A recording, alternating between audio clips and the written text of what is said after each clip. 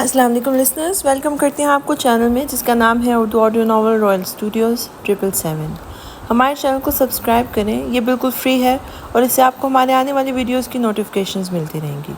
شکریہ۔ سائیں آپ نے بلایا؟ منان نے کمرے میں قدم رکھتے پوچھا، جبکہ میران اپنی ایزی چیئر پہ بیٹھا اس کا منتظر ہی تھا۔ آج کیا ہوا تھا؟ منان چونکا تھا، لیکن پھر بھی سوال کرنا ضروری سمجھا تھا اس نے۔ کیا مطلب سائیں؟ میران اسے خاموش نظروں سے دیکھنے لگا تو وہ نظریں چرا گیا۔ وہ سائیں بی بی نے منع کیا ہے کہ کہتے کہتے منان پھر سے میران کو دیکھنے لگا، جو بہت سنجیدگی سے اسے ہی دیکھنے میں مصروف تھا۔ اور وہ ملازم ہی کیا جو اپنے مالک کا خاص آدمی ہو اور اپنے مالک کی آنکھوں کا مطلب نہ سمجھ سکے۔ منان بھی سمجھ گیا تھا۔ سائیں بی بی جب شاپنگ کر کے بوتیک سے آئی تو ماریا نے وہاں سب کے بیچ سائیں بی بی کے چہرے پر پانی کی بوتل چھڑکی تھی۔ میران نے سختی سے جبڑے بھینچ لیے تھے۔ آپ کہاں تھے؟ سائیں میں اور رضوان گاڑی کے پاس تھے، ہم بر وقت پہنچے تھے وہاں، لیکن اس کی بات ادھوری رہ گئی تھی۔ جب میران اٹھ کھڑا ہوا تھا، وہ جانتا تھا کہ اس کا میران سے کس قدر محبت کرتا ہے اپنی سماہر سے۔ 10 منٹ کے اندر وہ عورت فارم ہاؤس میں موجود ہو، یہ کہہ کے وہ لمبے ڈگ بھرتا کمرے سے باہر نکلا تھا، جبکہ منان احترام سے سر جھکائے اس کے پیچھے پیچھے ہی تھا۔ اسے جلدی سے جلد حکم کی تعمیل کرنی تھی، اور 10 منٹ کے اندر ہی ماریا وہاں موجود تھی، جو مسکراتی آنکھوں سے میران کو دیکھ رہی تھی۔ میری خوش نصیبی ہے یہ کہ میران ارتضیٰ ملک نے مجھے اپنے فارم ہاؤس پہ بلوایا ہے۔ میران صوفے پہ بیٹھا اسے ہی دیکھ رہا تھا۔ دل چاہ رہا ہے کہ ناچو اور اتنا ناچو کہ تم مجھے اپنی باہوں میں بھر لو۔ ماریا سے جیسے اس کی خوشی سنبھالی نہیں جا رہی تھی۔ تبھی قدم رکھتی وہ میران کی طرف بڑھ رہی تھی، جبکہ میران اپنی جگہ سے کھڑا ہوتا اپنے دونوں ہاتھ پیچھے باندھ چکا تھا۔ یہ کتنی حسین رات ہوگی میری تمہارے ساتھ اس فارم ہاؤس پہ، میں تمہاری اس رات کا لمحہ لمحہ یادگار بناؤں گی۔ میران ارتضیٰ ملک، تمہاری طلب مجھے بے باک کر چکی ہے اور تم جیسے سیاستدان کو میری بے باکی ضرور پسند آئے گی۔ میران وہ میران کے قریب آئی تھی اور اس سے پہلے کہ وہ میران کو چھوتی، میران نے اسے زوردار ایک تھپڑ مارا تھا، جبکہ وہ حیران آنکھوں سے میران کو دیکھے گئی تھی، جو سرخ ہوتی آنکھوں سے اسے دیکھ رہا تھا۔ تمہاری بے باکیاں میرے کام کی نہیں ہے ماریا۔ ساتھ ہی اس کی گردن دبوچی تھی۔ سماہر میری بیوی ہے، سماہر میران ملک۔ ہمت کیسے ہوئی میری بیوی کے ساتھ وہ گھٹیا حرکت کرنے کی؟ وہ دھاڑا تھا۔ جرأت کیسے ہوئی کہ میری بیوی کے قریب بھی جاؤ؟ وہ گھٹیا حرکت کرو تم۔ وہ چیخا تھا۔ ماریا کی گردن پر دباؤ پڑا تو اس کی گرفت کا تو اس کی آنکھیں باہر آنے کو ہوئی تھی۔ کتوں کے آگے ڈال دیتا ہوں میں اسے، جو میری بیوی کی طرف قدم بھی بڑھائے غلط نیت سے۔ سانس لینے کی کوشش میں وہ بے حال ہو رہی تھی۔ ایسے لگ رہا تھا جیسے ابھی اس کی گردن کی ہڈیاں چٹک جائیں گی۔ میران نے اسے دھکا دیتے چھوڑ دیا تھا۔ وہ پیچھے لڑکھڑا کے کھانسنے لگی تھی، جبکہ میران غضبناک نظروں سے اسے دیکھ رہا تھا۔ اپنا گندا وجود اٹھاؤ اور دفع ہو جاؤ یہاں سے، ورنہ ٹیکنیکس کو تو تم مجھ سے بہتر جانتی ہو، پولیٹیشنز کو تم مجھ سے بہتر جانتی ہو۔ کسی ناپسندیدہ شخصیت کو کیسے اور کہاں غائب کرنا ہے، اس کی ایک بوٹی بھی نہ ملے کسی کو، یہ سب ہم سیاستدانوں کے لیے بہت آسان ہے۔ ماریا اسے دیکھ رہی تھی اور پھر ہنسنے لگی تھی۔ عشق کرتی ہوں میں میران ارتضیٰ ملک سے، دیوانی ہوں میں میران ارتضیٰ ملک کی۔ میران نے لفظ بھینچ لیے تھے۔ ختم کر دوں گی سماہر کو، نیست و نابود کر دوں گی اسے، چلا دوں گی اس کا چہرہ۔ Shut up! وہ دھاڑ کے قریب آیا تھا ماریا کے۔ میران، دشاب ملک کی آواز اس کے قدم رکے تھے اور وہ لب بھینچے اس نے اپنے باپ کی طرف دیکھا تھا۔ آنکھوں میں سرخ ڈوریں تھیں۔ آئیے مسٹر دشاب ملک، آپ کی کمی تھی بس اس پورے ڈرامے میں۔ میران نے طنزیہ انداز میں انہیں مخاطب کیا تھا، جبکہ دشاب ملک قریب آئے تھے۔ کیونکہ اس کے گندے خون سے اپنے ہاتھ رکھنا چاہتے ہو تو میران کو اچانک ان پہ ہنسی آئی تھی اور وہ زور زور سے ہنسنے لگا تھا، جبکہ دشاب لب بھینچے اسے دیکھ رہے تھے۔ یہ سنہری اقوال پڑھنا کب سے سٹارٹ کیا ہے آپ نے دشاب ملک؟ میران، ماضی کی غلطیوں کو بھول کے اپنے باپ کو معاف نہیں کر سکتے؟ دشاب کو دکھ ہوا تھا، جبکہ میران رک کے انہیں دیکھنے لگا تھا کچھ دیر۔ کر سکتا ہوں لیکن کروں گا نہیں۔ دشاب ماریا کو دیکھنے لگا۔ اپنی مہارانی کو اپنے اقوال ذریعے سنائیے، میں چلتا ہوں۔ میران دونوں پر نفرت بھری نظر ڈال کے وہاں سے جانے لگا۔ میران! دشاب نے اسے آواز دی تھی، لیکن وہ انسنی کرتا وہاں سے جا چکا تھا، جبکہ وہ ماریا کو دیکھنے لگا، جو مسکراتے ہوئے آنکھ ونک کر گئی تھی، جبکہ دشاب نے لب بھینچ لیے تھے۔ بیٹا نہ صحیح، باپ صحیح۔ وہ قریب ہوئی تھی جب دشاب ملک نے اسے دھکا دے کے پیچھے کیا تھا۔ دور رہو تم! وہ نیچے گری تھی اور لب بھیجتے شام ملک کو دیکھنے لگی، جبکہ انہوں نے باہر جا کے منان کو آواز دی تھی۔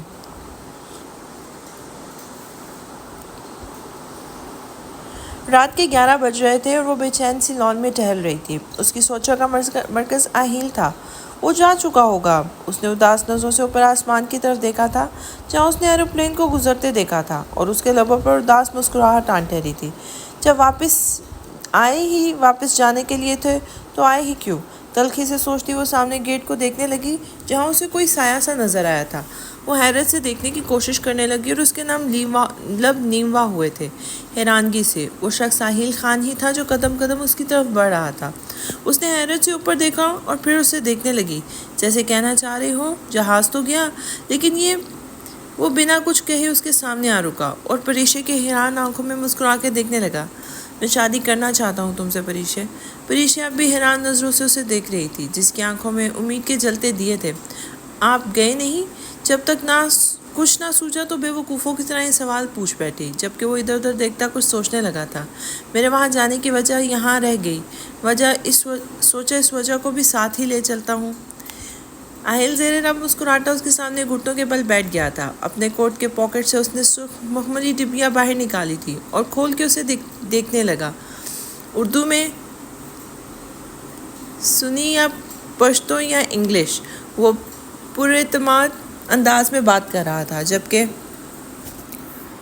پریشے دھڑکتے دل کے ساتھ ادھر ادھر دیکھنے لگی تھی۔ کوئی بھی دیکھ لے تو مجھے کوئی فرق نہیں پڑتا، میں سب سے مانگ لوں گا تمہیں۔ ابھی میری طرف دیکھو پریشے۔ پریشے کی دھڑکنیں منتشر کر گیا تھا اپنا نام اس کی زبان سے سول کے۔ مجھ سے شادی کریں گی پریشے خان؟ پریشے بنا کچھ کہے اسے دیکھ رہی تھی۔ انکار مت کر دینا، دل ٹوٹ جائے گا میرا، آہیل نے مزید کہا تھا، جبکہ پریشے کے لبوں پہ ہلکی سی مسکراہٹ بکھری تھی۔ بنا کچھ پوچھے اگر پھر غائب ہو گئے تو؟ ایک چانس تو میرا حق بنتا ہے، آہیل نے جواب دیا تھا۔ میڈیکل کا انٹری ٹیسٹ تو نہیں ہے یہ؟ پریشے نے اسے ہلکی سی گھوری دی تھی، جبکہ وہ ہنسنے لگا تھا۔ ڈاکٹرنی صاحبہ سے شادی کرنے جا رہا ہوں تو یہ انٹری ٹیسٹ چلتا ہی ہے۔ اچھا بتاؤ نا، وعدہ واقع ماسرا، مجھ سے شادی کر لو۔ پریشے کو اس کے انداز پہ ہنسی آئی تھی، تبھی مسکراتے لبوں کے ساتھ اس نے کندھے اچکائے تھے۔ جو میرے آغا جان فیصلہ کریں۔ آہیل جھنجھلا کے اٹھ کھڑا ہوا تھا۔ ایٹ لیسٹ تم تو کچھ بولو، تمہارے آغا جی رضامند کو بھی رضامند کر لوں گا، اور اگر انکار ہوا ان کی طرف سے تو؟ پریشے کی سوالیہ نظریں اس پر تھیں۔ تو میں اپنی رنگ واپس لے لوں گا، آہیل نے تیزی سے جواب دیا، جبکہ پریشے کی آنکھوں میں حیرانی در آئی تھی۔ کیا مطلب اتنی جلدی؟ اچھا ایک دن چھوڑ کے لے لوں گا رنگ، آہیل نے آنکھ ونک کر کے کہا تھا، جبکہ پریشے اسے گھورتی آگے بڑھ گئی تھی۔ کہاں جا رہی ہو؟ آہیل اس کے ساتھ ہی آگے بڑھا تھا۔ سونے جا رہی ہوں۔ چلو ٹھیک ہے، میں یوں ہی چلتے چلتے تمہارے آغا جان سے بات کر لیتا ہوں، اور ساتھ میں وہی رنگ بھی پہنا دیتا ہوں ان کے سامنے۔ آہیل کے اطمینان بھرے انداز پہ وہ ٹھٹکی تھی اور اسے بازو سے تھام کے کھینچا تھا۔ کیا کرنے جا رہے ہو تم؟ آہیل نے نزار ہوتی نظروں سے اس کی طرف اس کے انداز کو دیکھا تھا۔ ہائے، آپ کا یوں کھینچنا تو میری جان لے گیا۔ پریشا نے تیزی سے اس کا بازو چھوڑ دیا تھا۔ بہت برے ہو تم، وہ کہتی تیزی سے آگے بڑھی تھی، جبکہ وہ پیچھے کھڑا مسکرانے لگا۔ کل آؤں گا میں تمہارے آغا جان سے ملنے، انتظار کرنا میرا۔ پریشا دھڑکتے دل کے ساتھ رکی تھی، ایک نظر اسے دیکھا تھا اور پھر تیزی سے رخ موڑ کے اندر چلی گئی تھی، جبکہ آہیل خان وہیں کھڑا کچھ دیر زیر لب مسکراتا رہا اور پھر سر جھٹک کے وہ رخ موڑ کے جانے لگا۔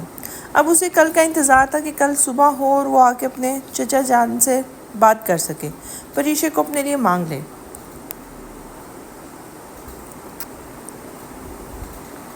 لان میں موجود سفید رنگ کے ٹیبل پہ اس نے خوبصورت پھولوں کا بوکے دیکھا تو آنکھوں میں حیرانگی در آئی۔ ادھر ادھر نظر دوڑاتی وہ چھوٹے چھوٹے قدم اٹھاتے اس پر ٹیبل تک آئی تھی اور پھولوں کو دیکھنے لگی۔ ضرور میران لائے ہوں گے سماہر کے لیے، صبح صبح اس سے سرپرائز کرنے، وہ خود کلامی کرتے مسکرا دی تھی۔ روم میں رکھ دیتی ہوں، ویسے بھی سماہر سو رہی ہے۔ وہ بوکے اٹھانے کا سوچ ہی رہی تھی جب ازمائر کی آواز پر اس کے ہاتھ رکے تھے۔ تمہارے خوبصورت چہرے پر بکھری مسکراہٹ بتا رہی ہے کہ تمہیں پسند آیا ہے بوکے۔ اوہ، تو یہ ازمائر لایا ہے میرے لیے؟ وہ ازمائر کو دیکھنے لگی جو جاگنگ کے لیے جا رہا تھا شاید۔ مائزہ نے تیزی سے ہاتھ پیچھے کی اور لب بھیج کر دوسری طرف دیکھنے لگی۔ کیسی ہو؟ وہ پھر سے پوچھ رہا تھا۔ ٹھیک ہوں، بنا اس کی طرف دیکھے مائزہ نے جواب دیا تھا، جبکہ اسماعیل بھی خاموشی سے درختوں پر چہچہاتے پرندوں کو دیکھنے لگا۔ مائزہ نے کنکھیوں سے اسے دیکھنے کی کوشش کی تھی۔ تمہارا ہاتھ کیسا ہے اب؟ اسماعیل اپنے ہاتھ کو دیکھنے لگا تھا۔ ٹھیک ہے، تھینک یو۔ وہ پھر سے دوسری طرف دیکھنے لگی تھی۔ تم بیٹھ جاؤ، زیادہ مت کھڑی رہا کرو، اسماعیل کہہ رہا تھا، جبکہ مائزہ نے لب بیچے اسے دیکھا تھا۔ نہیں، میرا مطلب یہ کہ میں کل پڑھ رہا تھا کہ پریگننسی کے فرسٹ 3 منتھس میں زیادہ آرام کرنا چاہیے۔ اسماعیل نے جلدی سے بات بنائی تھی، جبکہ مائزہ کا چہرہ سرخ ہوا تھا۔ اسے شرم سی آئی تھی اسماعیل سے، تبھی گھر کی طرف جانے کے لیے مڑی تھی۔ میں سوچ رہا تھا تم اس دن اپنی بکس لے کے آئی تھی یہاں، تو کیوں نہ پھر سے اسٹڈیز کنٹینیو کی جائے؟ مجھ سے ہیلپ چاہیے ہو تو میں یہیں ہوں۔ مائزہ کے چہرے قدم رکے تھے۔ اسماعیل اس کی پشت ہی دیکھ رہا تھا جب وہ مڑ کے اسماعیل کو دیکھنے لگی تھی۔ پہلے کی طرح جب مجھ سے ہیلپ کیا کرتی تھی تم؟ اس نے مسکرانے کی کوشش کی تھی۔ کیوں؟ مائزہ نے سوالیہ نظروں سے اسے دیکھا، جبکہ وہ کندھے اچکا گیا تھا۔ تم میری بیوی ہو، اس لیے۔ اسماعیل کے ماتھ پر مائزہ کے چہرے پر تلخ مسکراہٹ ابھری تھی۔ زبردستی کی بیوی؟ اسماعیل نے لب بھینچ لیے تھے۔ تم نے ہی کہا تھا کہ زبردستی کا رشتہ ہے ہمارا۔ اسے دکھ ہوا تھا، یہ بات مائزہ سے کہنے والا وہ خود ہی تو تھا۔ میں غلط تھا مائزہ۔ وہ خاموش ہی رہی، سر جھٹک کے پھر سے گھر کی طرف مڑی تھی جب اسماعیل نے پھر سے آواز دی تھی اسے۔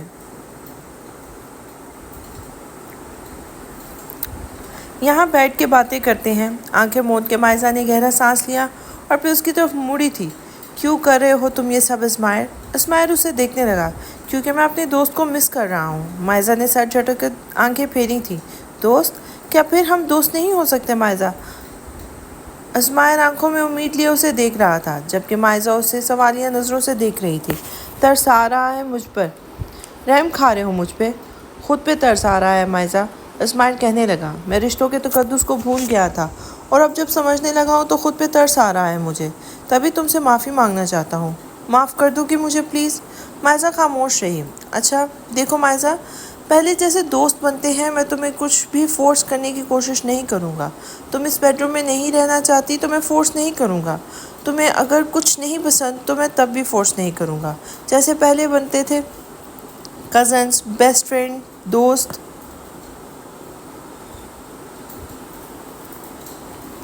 اسماعیل کو مائزہ حیرت سے دیکھ رہی تھی۔ سب پہلے جیسا ممکن نہیں ہوتا کبھی اسماعیل۔ ہم ممکن تو بنا سکتے ہیں مائزہ۔ اسماعیل بے ساختہ اس کے قریب آیا، جبکہ مائزہ بکھلا کے پیچھے ہوئی تھی۔ اچھا سوری یار۔ وہ پھر سے پیچھے ہوا تھا، جبکہ مائزہ اپنی مسکراہٹ چھپانے لگی، لیکن اسماعیل کی تیز نظر دیکھ چکی تھی اس کی مسکراہٹ۔ تو ٹھیک ہے نا، ہم دوست ہیں آج سے، ہے نا مائزہ؟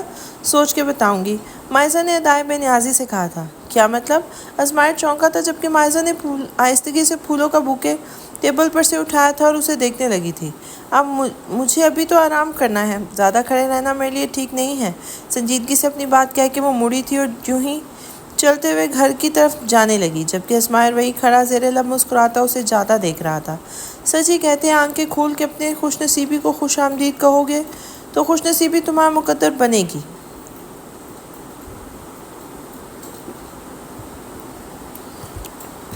جی؟ ماریا سوالیہ نظروں سے اپنے فلیٹ کے دروازے پہ کھڑی ازدان کو دیکھ رہی تھی، جس کے چہرے پر خفیف مسکراہٹ تھی۔ مجھے یہ ازدان ہمدانی کہتے ہیں۔ ہاں دیکھا ہے آپ کو نیوز میں، ماریا نے جواب دیا، جبکہ وہ مسکرانے لگا۔ خادم لوگ ہیں بس یہ نیوز والے کچھ زیادہ احترام دیتے ہیں۔ ماریا ایک ابروچ کھا کر اسے دیکھ رہی تھی۔ وہ تھوڑا سا خم ہوا تھا ماریا کی طرف۔ سنا ہے آپ میران ملک کی شیدائی ہیں؟ ماریا چونکی تھی، جبکہ ازدان کی مسکراہٹ مزید گہری ہوئی تھی۔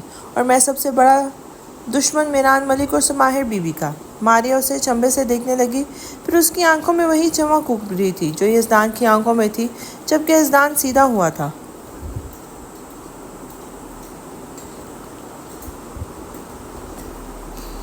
آپ چاہیں تو بہت کچھ ہو سکتا ہے، آپ کی خواہش بھی پوری ہوگی اور میرا بدلہ بھی۔ ماریا پرسوچ نظروں سے اپنے سامنے کھڑے ازدان کو دیکھتی مسکرائی تھی۔ وہ چنبے سے موبائل کی اسکرین دیکھ رہی تھی، جہاں کچھ دیر پہلے اسے کال موصول ہوئی تھی کہ میران ہاسپٹل میں ایڈمٹ ہے اور وہ سماہر کو دیکھنا چاہتا ہے۔ اس لیے کسی کو نہ بتایا جائے گھر پہ کہ سب پریشان ہوں گے۔ اپنے ہاتھ کی کپاہٹ کو کنٹرول کرتی وہ کمرے سے نکلی تھی اور تیز تیز قدم اٹھاتی وہ سیڑھیاں اتر کے باہر کی طرف جا رہی تھی۔ اس وقت لاؤنج بالکل خالی تھا، تبھی وہ باہر لان میں آئی تھی اور پورچ کی طرف بڑھی تھی جہاں ڈرائیور اور گارڈ کھڑا تھا۔ اس نے چاروں طرف نظر دوڑائی اور پھر ان دونوں کو دیکھنے لگی۔ منان کاکا کہاں ہیں؟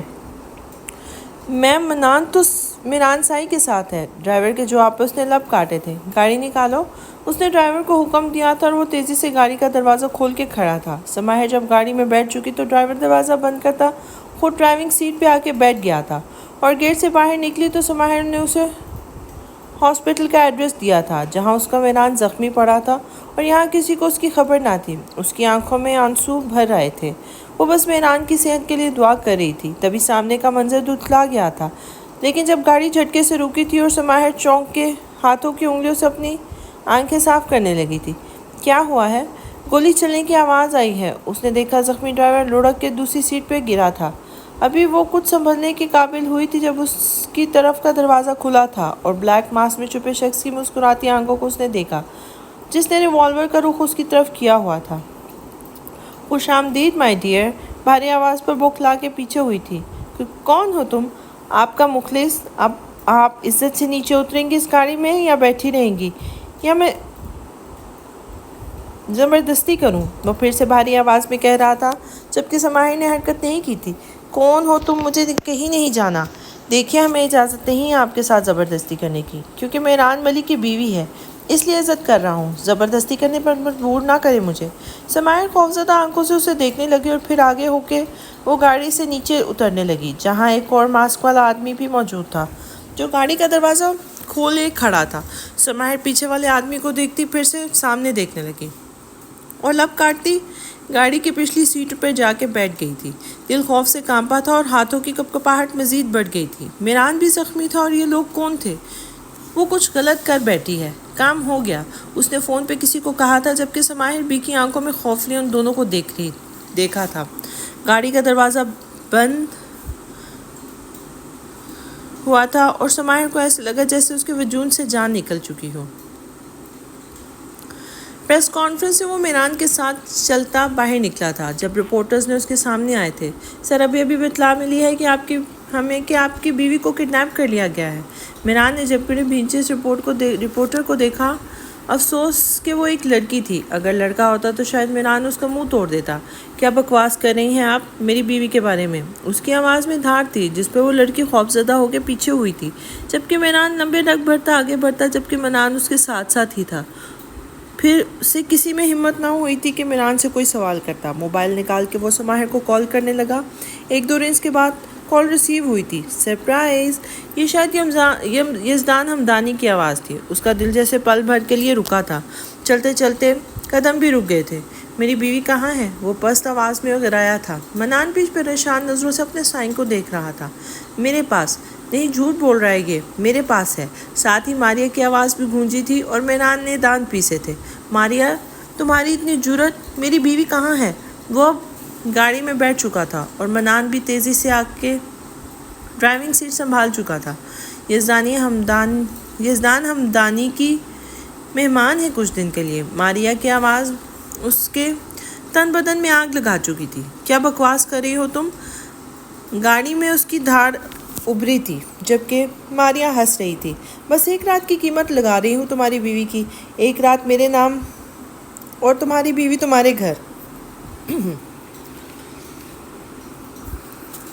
میران نے دھاڑتے ہوئے موبائل کو ڈیش بورڈ پہ پھینکا تھا۔ ذلیل عورت! پورے گھر میں سماہر کے اغوا ہونے کی خبر پھیل چکی تھی اور سب حیرت سے ایک دوسرے کا منہ دیکھ رہے تھے کہ کیسے سماہر باہر گئی اور کون اغوا کر کے لے گیا اسے۔ تم لوگ کو یہاں پہ رکھا کس لیے ہے کہ میری بیٹی باہر گئی اور تم میں سے ایک بھی نہیں تھا یہاں؟ وقاص ملک دھاڑ رہے تھے وہاں موجود گارڈز پر جب ان کا ایک گارڈ آگے آیا تھا جس کا نام آصف تھا۔ میم، ڈرائیور کے ساتھ گئی تھی تو مجھے لگا کہ… کیا لگا تھا؟ ڈرائیور زخمی ہاسپٹل بیڈ پہ پڑا ہے۔ اگر مجھے آپ لوگوں کی حفاظت کے لیے ڈرائیور کی ضرورت ہوتی تو تمہیں کیوں رکھتا؟ میرے لیے ڈرائیور کافی تھے۔ یہ جانتے ہوئے بھی کہ حالات کیسے خراب ہیں، یہ بیوقوفی کیسے سرزد ہوئی تم سے؟ وقاص ملک گرجے تھے جب اسماعیل بھی ان کے قریب آیا تھا اور ان کے کندھے پہ ہاتھ رکھ کے انہیں تسلی دینے کی کوشش کی تھی۔ چچا جان، ٹائم ویسٹ کر رہے ہیں آپ، ہم اپنا یہاں ہم ڈھونڈ لیں گے اسماعیل کو صحیح سلامت، آپ چلیں۔ اسماعیل انہیں اپنے ساتھ لے کے گاڑی کی طرف بڑھا تھا اور پھر ان کو تنبیہ کی تھی، یہاں سے بالکل نہیں ہلنا، سب الرٹ رہیں۔ دشاب بھی پہنچ چکے تھے۔ ان کی گاڑی پورش میں داخل ہوئی، دشاب ملک گاڑی سے باہر نکلے تھے۔ اسماعیل نے لمب بھیج کے انہیں دیکھا تھا۔ وقاص یہ سب؟ وہ وقاص کو دیکھنے لگے تھے جبکہ وقاص نے رخ پھیر لیا تھا۔ مجھے تو سب تو تمہارا کیا طرح لگتا ہے دشاب۔ وہ حیرت سے اپنے بھائی اور بیٹے کو دیکھ رہے تھے۔ کیا کہہ رہے ہو؟ میں اپنے خاندان کی بچی کے ساتھ ایسا کروں گا؟ بیٹے کے ساتھ تو کر چکے ہیں۔ یہ کہہ کے اسماعیل ڈرائیونگ سیٹ پہ بیٹھا تھا جبکہ دشاب ملک حیرت کا بت بنے ان کی گاڑی کو گیٹ سے باہر نکلتا دیکھ رہے تھے۔ وہ ایک بار گر چکے تھے لیکن اب سزا بھی اب بھی جاری تھی، باوجود معافی مانگنے کے بھی۔ اسماعیل کہاں ہے؟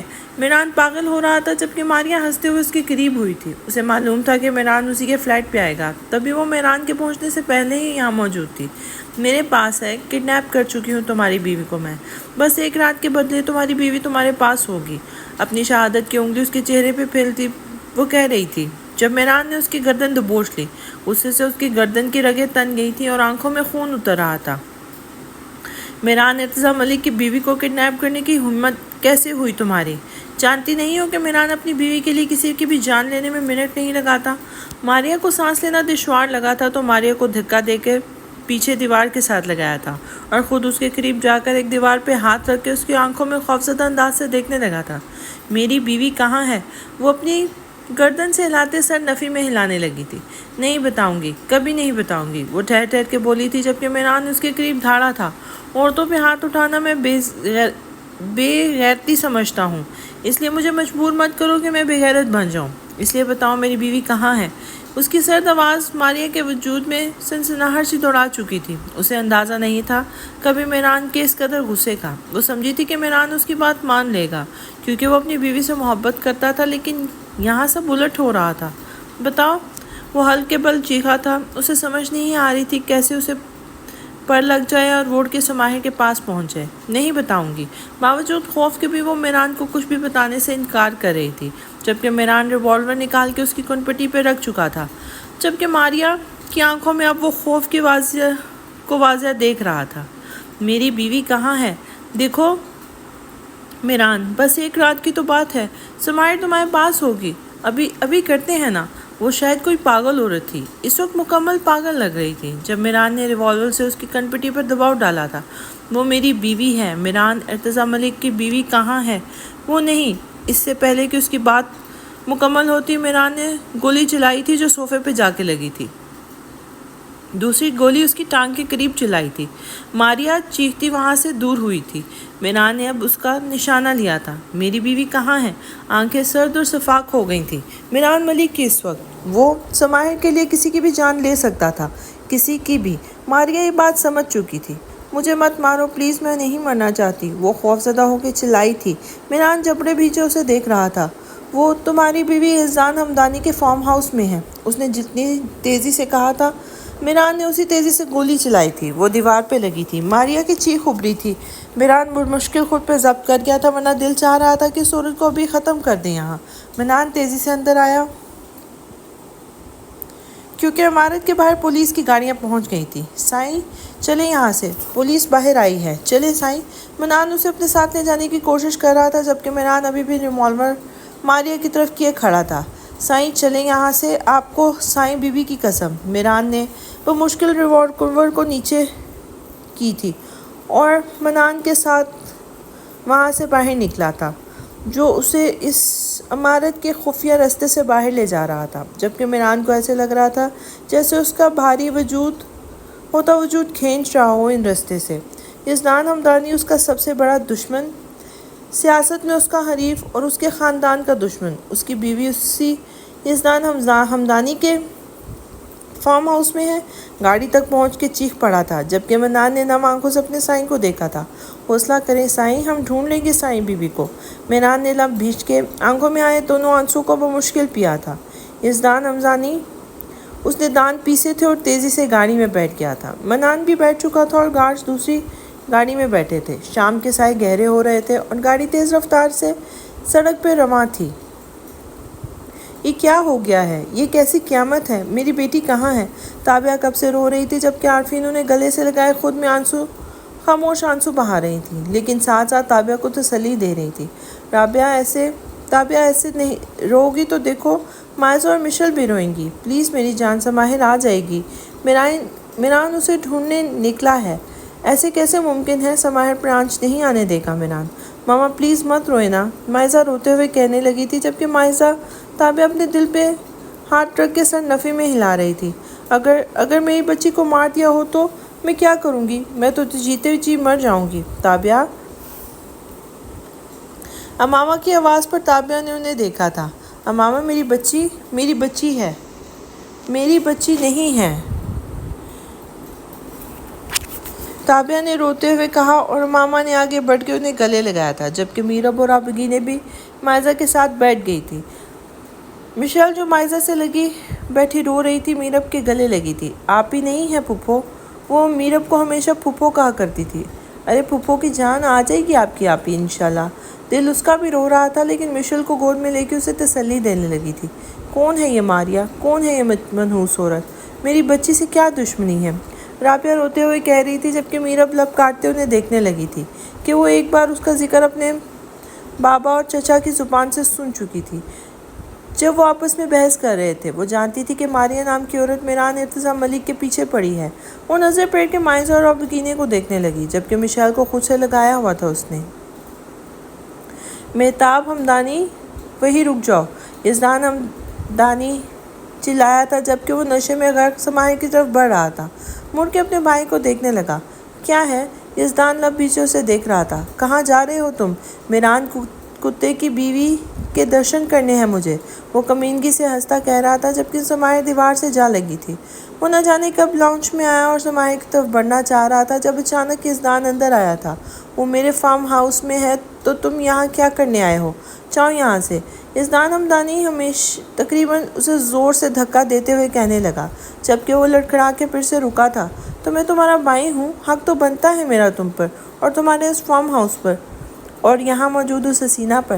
بتیسی نکالے وہ کہنے لگا تھا پھر سے جبکہ بے باک نظریں پھر سے سماحل کے گرد گھومنے لگی تھی اور سماحل نے خود کو اپنے کندھوں میں موجود دوپٹے میں چھپانے کی کوشش کرنے لگی تھی۔ میران کی بیوی ہے، اسے بھنک بھی پڑی کہ تمہاری بری نظر پڑی ہے اس کی بیوی پر، تمہیں زندہ گاڑ دے گا۔ یزدان گھرایا تھا، اس حسینہ کے لیے زندہ بھی درگور ہو جاؤں گا، پہلے اس کے مزے تو لوں۔ مہتاب پھر سے سماحل کی طرف دیکھنے لگا۔ سماحل دیوار سے لگی خوفزدہ نظروں سے اسے دیکھ رہی تھی۔ میرے قریب مت آنا۔ اس کی آواز بھی کانپ رہی تھی جبکہ مہتاب ہنسنے لگا۔ اس کی آواز کدھر خوبصورت ہے بھائی، مزہ آئے گا۔ مہتاب آگے بڑھنے لگا جبکہ سماحل اپنی عزت بچانے کی خاطر سیڑھیوں کی طرف دوڑی تھی۔ کہاں تک بھاگو گی؟ چمک چلو، وہ کہتا اس کی طرف جانے لگا تھا۔ پورا علاقہ ہمارا ہی ہے۔ اس سے پہلے کہ وہ سماحل تک پہنچتا، اپنے گندے مقاصد میں کامیاب ہوتا، اچانک سے لاؤنج میں میران کی دھاڑ گونجی تھی اور ساتھ ہی گولی چلی تھی جو مہتاب کی ٹانگ پہ لگی تھی۔ وہ درد سے چیختا وہیں گرا تھا جبکہ سماحل کی چیخ بھی ساتھ ہی ابھری تھی۔ وہ بھیگی خوفزدہ آنکھوں سے میران کو دیکھ رہی تھی۔ ہمت کیسے ہوئی میری بیوی کو یہاں لانے کی؟ کیسے ہمت ہوئی؟ وہ دھاڑتا مہتاب کی طرف بڑھا تھا اور اس کی کمر پہ ایک ٹانگ رسید کرتا اس کے بال مٹھی میں بھر کے اسے کھینچتا ہوا اس کا رخ اپنی طرف کر چکا تھا۔ بدذات، اوقات کیا ہے تمہاری؟ میران ارتضیٰ ملک کی بیوی کو یہاں لانے کی جرأت کیسے آئی تمہیں؟ اس کی کنپٹی پر ریوالور رکھ کے اپنے سرخ انگارہ آنکھوں سے مہتاب کی خوفزدہ آنکھوں میں دیکھ رہا تھا جبکہ وہ گھڑبڑا گیا تھا۔ میں نہیں، وہ تو یزدان لایا ہے۔ میران نے جبرے بھیج کر یزدان کو دیکھا جو بوکھلا کے ادھر ادھر دیکھنے لگا تھا جبکہ میران نے ریوالور اس کی کنپٹی پر دباؤ بڑھا دیا تھا۔ دونوں کو کتوں سے بدتر موت دوں گا منان کاکا۔ جی سائیں۔ وہ ریوالور یزدان کی کنپٹی پہ رکھ کے الرٹ ہوا تھا جبکہ سماحل کمزور ہوتے وجود کے ساتھ کچھ کہنے کے قابل بھی نہیں رہی تھی۔ وہ اپنی شل ہوتے حساب کو سنبھالتی ہوئی دیوار سے ٹیک لگائے بیٹھتی چلی گئی تھی۔ دیکھو میران، مقصد یہ تھا کہ میرا تمہاری بیوی سے کوئی کام یا دشمنی نہیں ہے۔ دیکھو میران، یزدان کہنے کی کوشش کر رہا تھا۔ شٹ اپ، میران بلند آواز میں چیخا تھا۔ وقاص ملک اور ازمائر بھی وہیں آ گئے تھے۔ سماہر وقاص تیزی سے اپنے بیٹی کی طرف بڑھے تھے۔ یہ ٹھیک نہیں ہے میران، ہم مذاکرات، بکواس بند کرو۔ میران مہتاب کو چھوڑ کے اس کی طرف بڑھا تھا اور ریوالور کا رخ بھی یزدان کی طرف کر چکا تھا، جبکہ یزدان دور ریوالور کا رخ اپنی طرف دیکھ کے بوکھلا گیا تھا۔ کبھی منان کی طرف دیکھتا اور کبھی میران کی طرف۔ وقاص چچا، سماہر کو لے کے جائے یہاں سے۔ یزدان کو خونخوار نظروں سے دیکھتا وہ بولا تھا۔ ازمائر کی نظر اچانک اوپر کی طرف گئی تھی جہاں وہ شخص کھڑا تھا جس کے ریوالور کا رخ میران کی طرف تھا۔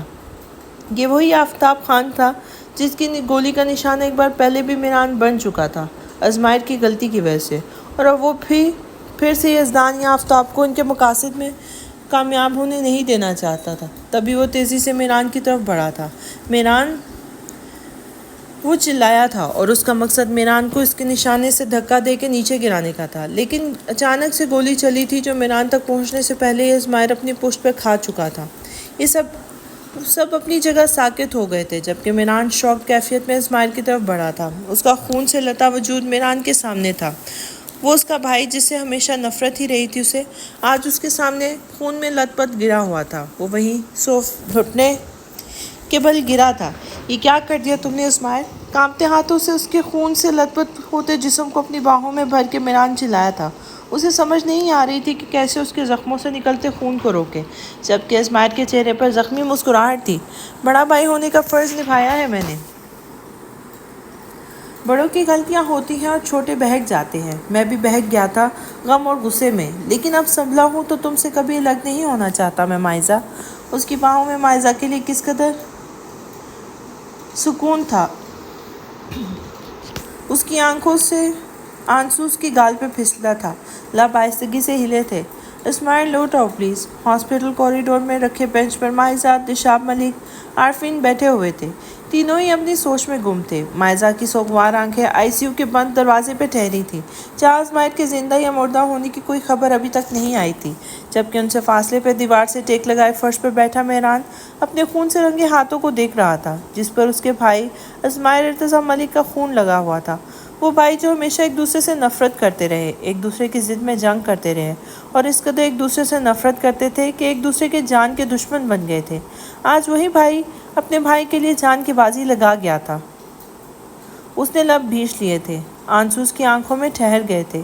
آج نفرت کی دیوار گرا دی ہے میں نے، وہ نیم غدودگی میں کہہ رہا تھا، جبکہ میران نے اسے باہوں میں بھرا ہوا تھا اور منان تیز رفتاری سے گاڑی چلا رہا تھا۔ میران اسے نیم غنودگی میں جاتے دیکھ کے رونے لگا تھا۔ آنکھیں مت بند کرنا ازمائر، میرے مرنے کے بعد مجھ سے نفرت مت کرنا میران، میری اولاد امانت ہے، اسے نفرت مت کرنا، وہ پھر سے کہہ رہا تھا اور میران رو رہا تھا اور اب اپنے ہاتھوں کو دیکھ رہا تھا۔ ذلیل، بدذات و باش عظمیٰ چیختی ہوئی میران کے قریب آ رہی تھی۔ میران ایک نظر ان پہ ڈال کے پھر سے اپنے ہاتھوں کو دیکھنے لگا۔ کھا گئی میرے بیٹے کو، مار دیا میرے بچے کو۔ اس سے پہلے وہ میران پہ جھپٹتی دشاب ملک آگے آئے تھے اور میران کے سینے پہ ڈھال بن گئے تھے، جبکہ عثمان نے ان کے سینے پر اپنے دونوں ہاتھ مارے تھے۔ مل گیا سکون، لے لی جان اپنے ہی بیٹے کی، اب سکون آ گیا تمہیں؟ وہ چیخ رہی تھی جب عارفین نے آگے بڑھ کے انہیں تھامنا چاہا تھا، لیکن وہ نفرت سے انہیں دھکا دے چکی تھی۔ ذلیل منحوس عورت، تیرا بیٹا کھا گیا میرے بیٹے کو، اب مناؤ رنگ رلیاں۔ اس سے پہلے کہ اس کی بات مکمل ہوتی میران ان کے منہ پر تھپڑ مار چکا تھا۔ وہ حیرت سے منہ پہ ہاتھ رکھ کے میران کو دیکھ رہی تھی جو خونخوار نظروں سے اسے دیکھ رہا تھا، جبکہ عارفین نے دل پہ ہاتھ رکھ لیا تھا اپنے۔ وہ حیرت کا بت بنے اسے دیکھ رہی تھی۔ کیا شور مچایا ہے؟ یہ ہاسپٹل ہے، پلیز۔ نرس کی آواز پر سب متوجہ ہوئے تھے جبکہ میران لمبے ڈگ بھرتا وہاں سے چلا گیا تھا۔ مائزہ نے عارفین کا ہاتھ تھام کے انہیں بینچ پہ بٹھایا تھا۔ دشاب ملک بھی نفرت بھری نگاہ ان پہ ڈال کے وہیں بینچ پہ بیٹھ گئے تھے، جبکہ عظمیٰ شاک کی کیفیت میں ایک کونے میں کھڑی ہو کے دشاب کو دیکھ رہی تھی۔ آنکھوں میں خون اتر آیا تھا لیکن وہ صرف دشاب کو ہی دیکھے جا رہی تھی جیسے انہیں نگل جائیں گی وہ۔ کتنی قیمت لگائی تھی سماہر کی؟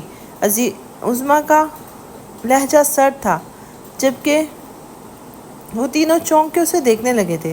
جتنی میران کی لگائی تھی اتنی ہی یا زیادہ؟ کیا بکواس کر رہی ہو تم؟ دشاب ملک گھبرائے تھے اور اٹھ کے ان کے قریب جا کے اپنے بازو سے جکڑا تھا۔ ہوش میں تو ہو؟ آواز پست تھی لیکن آنکھوں میں غصہ اور لہجے میں گھراہٹ تھی، جبکہ عظمیٰ مسکراتی آنکھوں میں نفرت لیے انہیں دیکھ رہی تھی۔ جب ڈاکٹر باہر آیا تو چاروں ان کی طرف متوجہ ہوئے تھے۔ خوش قسمتی سے گولی ریڑھ کی ہڈی کے قریب سے گزر کے گئی ہے۔ گولی تو ہم نکال چکے ہیں، اب ان کے ہوش میں آنے کا انتظار ہے۔ ہوش آنے پہ ہم کچھ کہہ سکیں گے۔ اگلے 24 گھنٹے مسٹر اسماعیل کے لیے فی الحال کرٹیکل ہیں، وہ کہہ کے آگے بڑھا تھا، جبکہ دشاب ملک جیسے ٹوٹ گئے تھے۔ مائزہ پھر سے رونے لگی تھی، جبکہ عارفین اسے دلاسا دیتی خود سے لگا گئی تھی۔ عظمیٰ خاموشی سے سامنے دیوار کو دیکھ رہی تھی، جیسے کچھ ڈھونڈ رہی ہو۔ میران ملک، تم نے مجھ پہ دست درازی کی ہے یہاں آ کے، اور جب میں نے انکار کیا تو میرے بال کھینچے، میری گردن دبوچی اور مجھ پہ گولیاں چلائیں۔ یہ دیکھ رہے ہیں آپ وہاں صوفے پہ، دیوار پہ، وہ دیکھے کچن میں۔ ماریہ مگرمچھ کے آنسو بہا رہی تھی، جبکہ انسپکٹر جمشید لب پیچھے دیکھ رہا تھا۔ اب اس کی بیوی میرے پاس کیا کرے گی؟ میں خود ایک عورت ہوں اور مجھے دوسری عورت کی عزت کا خیال ہے اچھی طرح سے۔ وہ تو یزدان ہمدانی کے فارم پہ ہے، وہ لے گیا تھا اس سے اپنا بدلہ لوں گا میران ملک سے، اس کی بیوی کے ساتھ رات گزار کے۔ انسپکٹر جمشید نے اپنے ہاتھ کی مٹھی بھینچ لی تھی۔ اس عورت کی باتیں اس کا پارا ہائی کر رہی تھی، لیکن وہ خاموش ہی رہا تھا۔ سر، گھر سارا چیک کر لیں، اب سب کر لیا، اب سب ٹھیک ہے، کانسٹیبل ہارون نے آ کے بتایا تو انسپکٹر جمشید سر اس بات میں ہلاتا اب گہری نظروں سے ماریہ کو دیکھ رہا تھا، جبکہ وہ نظر چرا کے ادھر ادھر دیکھنے لگی تھی۔ تو مس ماریہ، میں چلتا ہوں، آپ سیف ہیں، don't worry. Thank you. Maria بھی اپنی جگہ سے کھڑی ہوئی تھی اور مسکرانے کی کوشش کرنے لگی تھی۔ آپ اریسٹ وارنٹ جاری کریں گے نا میران ملک کے؟ جمشید اسے اچنبھے سے دیکھنے لگا۔ یہ سوال کس لیے؟ آپ کو مجھ پہ یقین نہیں ہے؟ نہیں، میرا بس میران ملک اسر و رسوخ والا بندہ ہے، تو مجھے لگا کہ شاید پولیس کچھ نہ کرے، ماریہ نے تیزی سے جواب دیا، جبکہ جمشید ہنکارا بھرتا اس لیے فلیٹ سے باہر نکلا تھا۔ رپورٹ بتاؤ۔ سیڑھیاں اترتے ہوئے جمشید پوچھنے لگا تھا۔ جیسے آپ نے کہا تھا بالکل ویسا ہی کیا ہے ہم نے سر، ہر جگہ ہم ہڈن کیمرے لگا چکے ہیں، ہارون نے تیزی سے جواب دیا اور اس بات میں سر ہلاتا میران کو کال ملانے لگا۔ تم نے جیسا کہا تھا ویسا ہی ہوا ہے۔ کال ریسیو ہوتے ہی جمشید نے اطلاع دی تھی، جبکہ میران نے صرف ہنگارا بھرا تھا۔ اسماعیل کیسا ہے اب؟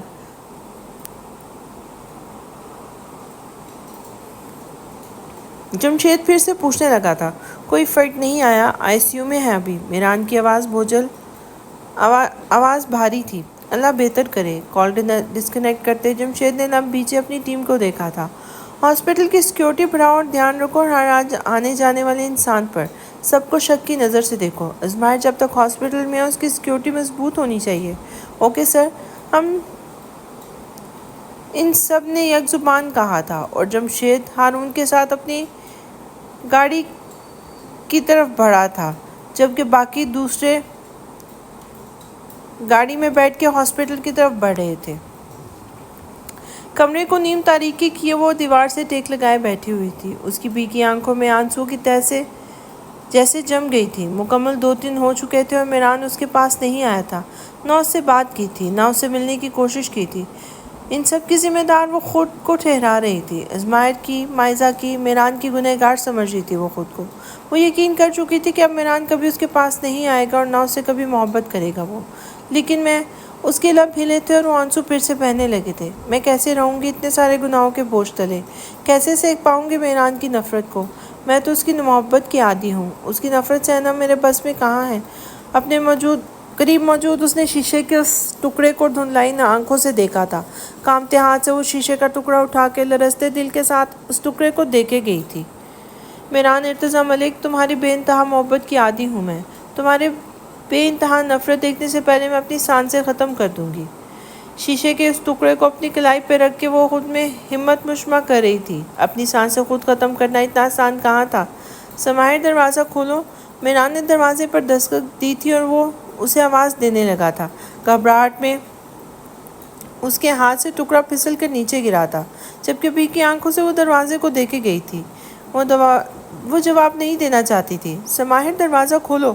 پھر سے میران کی آواز آئی تھی۔ وہ ڈر رہی تھی کہ کوئی بری خبر ہونے والی ہے۔ وہ کچھ بھی سننا نہیں چاہتی تھی کسی سے بھی۔ سماہر، میران کی آواز پھر سے آئی تھی اور اسے لگا وہ مکمل کسی کھائی میں گرا دی گئی ہو۔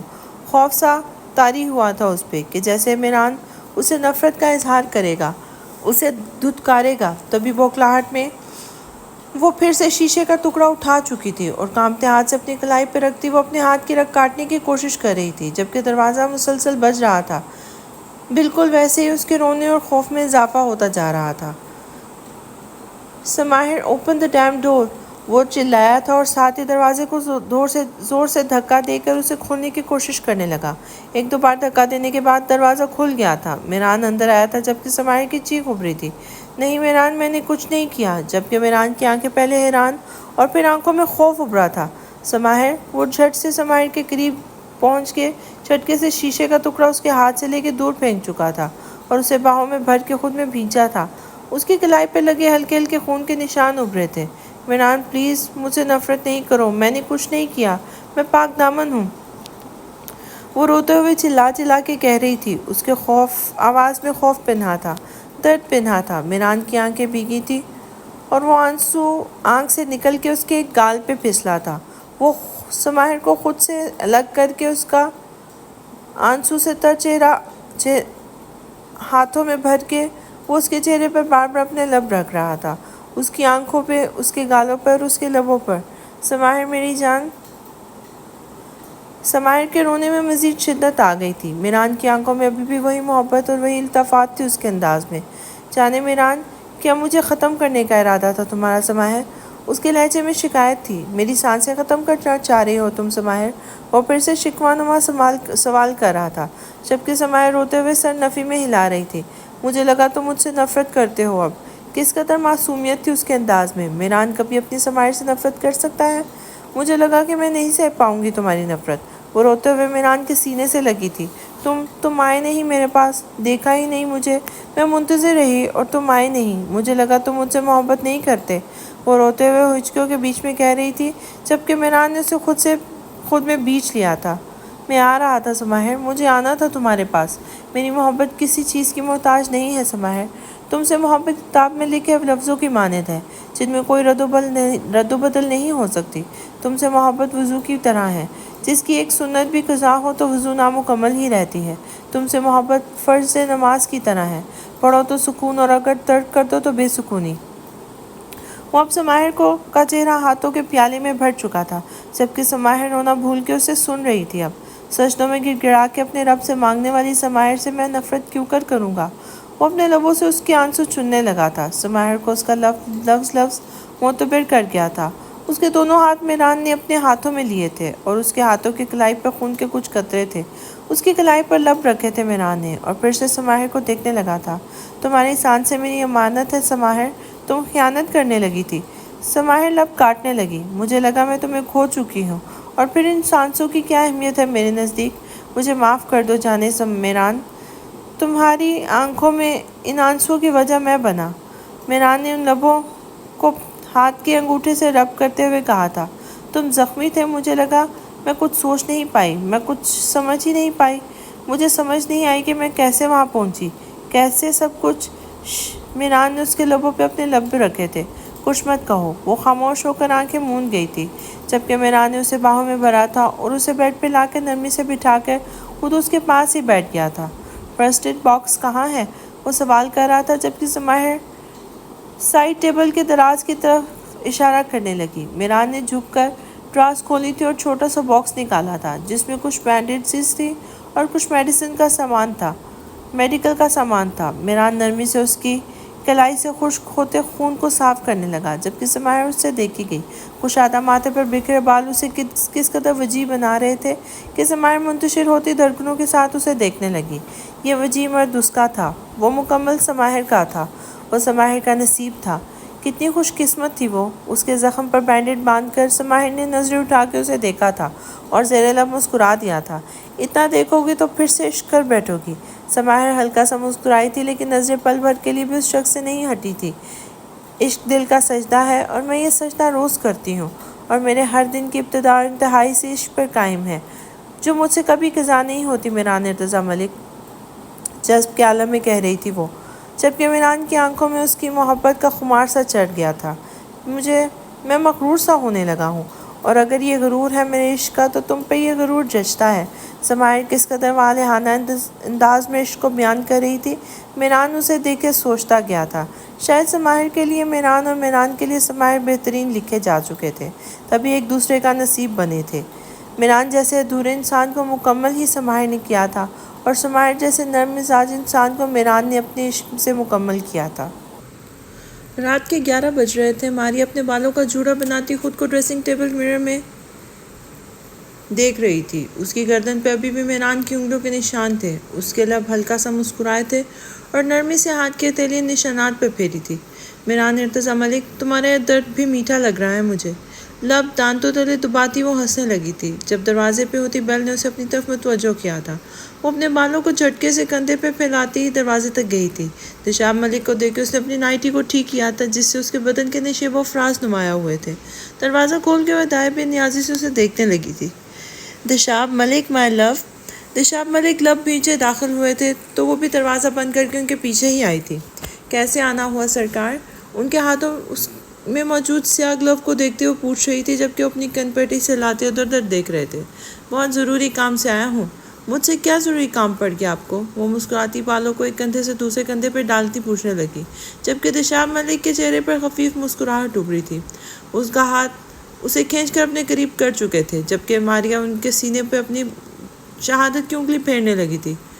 دشاب ملک، کس قدر شدت آپ کی گرفت میں؟ دشاب ملک نرمی سے اس کی گردن پہ ہاتھ پھیرنے لگے کہ ماریا آنکھیں بند کر گئی تھی اور گہرا سانس لیتی وہ آنے والے حسین لمحوں کے لیے خود کو آمادہ کرنے لگی۔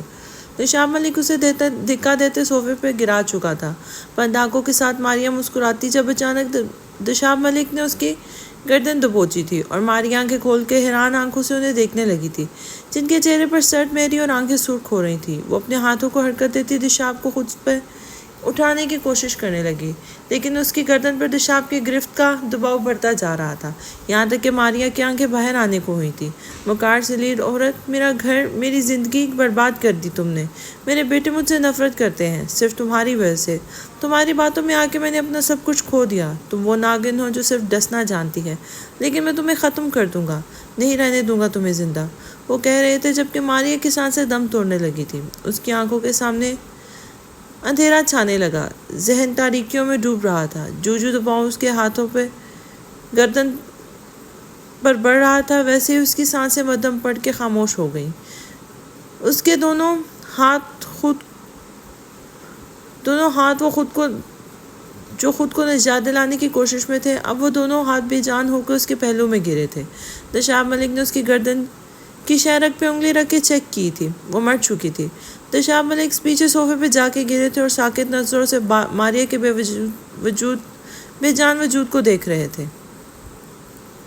اسے ہوش آ چکا تھا، اسے زیادہ دیر بیٹھنے کی اجازت نہیں تھی، تبھی وہ لیٹا ہوا تھا، لب کاٹے نہ جانے وہ کن سوچوں میں گم تھا جبکہ اس کے بیڈ کے قریب میران کرسی پہ بیٹھا ہوا اسے غور سے دیکھ رہا تھا۔ ایسا لگ رہا تھا جیسے آج پہلی بار وہ اس شخص کو دیکھ رہا ہے۔ وہ شاید آج تک یہ بھی نہیں جانتا تھا کہ اسماعیل کے ناک کے قریب اس کے اوپری لب پر ایک تل بھی موجود ہے، بالکل ویسا ہی جیسا میران کے اوپری لب پہ ایک تل موجود ہے۔ شاید آج پہلی بار وہ ان آنکھوں کا رنگ دیکھ رہا تھا، اس کے چہرے کے خط و خال دیکھ رہا تھا۔ وہ بے حد غور سے اس کے آنکھیں نم ہوئی تھی جب لب ہلکا سا مسکرائے تھے۔ بے ساختہ ہاتھ بڑھا کے اس نے اسماعیل کے کندھے پہ ہلکے سے ماری تھی۔